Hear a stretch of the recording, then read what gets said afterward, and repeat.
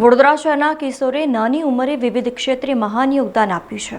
સામાન્ય રીતે 16 વર્ષનો કિશોર પિકનિક, ક્રિકેટ કે અન્ય રમતમાં રચ્યો-પચ્યો રહે છે, પરંતુ વડોદરા શહેરના 16 વર્ષના કિશોરે જીએસએ પોતાનું કિશોરવ્ય જરૂરિયાતમંદની સેવામાં સમર્પિત કર્યું છે. જીએસએ ખોરાક અને જરૂરિયાતની ચીજવસ્તુઓ જરૂરિયાતમંદને વેચવાનું કાર્ય શરૂ કર્યું છે, જેમાં પાર્ટી, કેફે અને રેસ્ટોરન્ટમાંથી બચેલ ખોરાક એકત્ર કરી ગરીબો અને જરૂરિયાતમંદોમાં તેનું વિતરણ કરવામાં આવતું હતું. જીએસના ભૂતપૂર્વ પ્રયાસો બદલ તેને 1M1B પ્લેટફોર્મ દ્વારા ગ્લોબલ યુથ એમ્બેસેડર તરીકે પસંદગી કરવામાં આવી છે. ડિસેમ્બરમાં તેણે પોતાનો એકલવ્ય પ્રોજેક્ટ ન્યૂયોર્કમાં યુનાઇટેડ નેશનના મંચ પર રજૂ કર્યો, જે ભારત અને ગુજરાત તથા વડોદરા માટે ગૌરવની વાત છે. એકલવ્ય પ્રોજેક્ટ હેઠળ હવે જીએસ એક એવી વેબસાઇટ એપ્લિકેશન બનાવી રહ્યો છે જેની મદદથી શારીરિક રીતે જે વિદ્યાર્થીઓને પરીક્ષામાં પેપર લખવા માટે સક્ષમ નથી તેઓ માટે રાઇટર મેળવી આપશે. ત્યારે જીએસ દ્વારા ડેવલપ થઈ રહેલ વેબસાઇટ એપ્લિકેશન રાઇટરની મદદથી વિદ્યાર્થીઓ માટે મદદરૂપ બની શકશે. મેં એક ઓર્ગેનાઇઝેશન જોઈન કરી હતું, રોબિનહુડ આર્મી કરીને, જે લોકો એક્સેસ ફૂડ હોય, શાદી કાં તો પાર્ટી હોય છે એ લઈને અંડર પ્રિવિલેજ એરિયાઝમાં વેચે. તો એ મેં જોઈન કર્યું હતું અને મેં રેગ્યુલર ઇન્વોલ્વ થઈ ગયો ડ્રાઇવ્સમાં.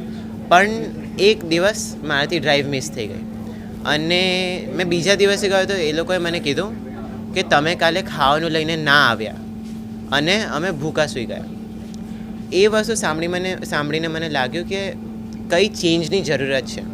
ઓબ્વિયસલી મેં આખી લાઈફ તો ફૂડ ડોનેશન ડ્રાઈવ કરવા જઈ નહીં શકું, તો આગળ મેં થોડું રિસર્ચ કર્યું અને જોયું કે એજ્યુકેશન જે છે, ભણવાનું,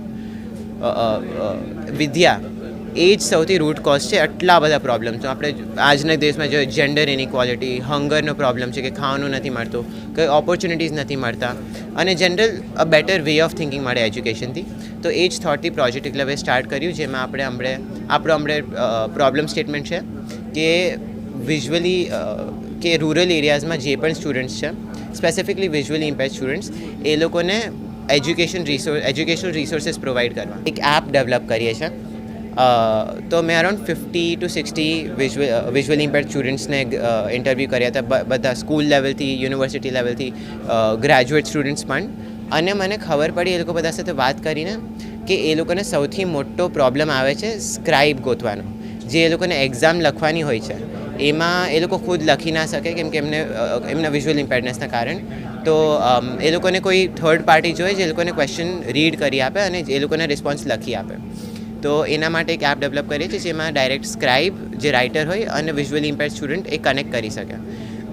હમણે શું થાય છે કે એ લોકો કોઈ પણ સ્ટ્રેન્જરને ગોતે જેમને સબ્જેક્ટ મેટરમાં ટ્રેનિંગ ના હોય, એનાથી એ લોકોના માર્ક્સ અફેક્ટ થાય. તો એ જ પ્રોબ્લેમ સોલ્વ કરવા માટે આપણે કામ કરીએ છીએ.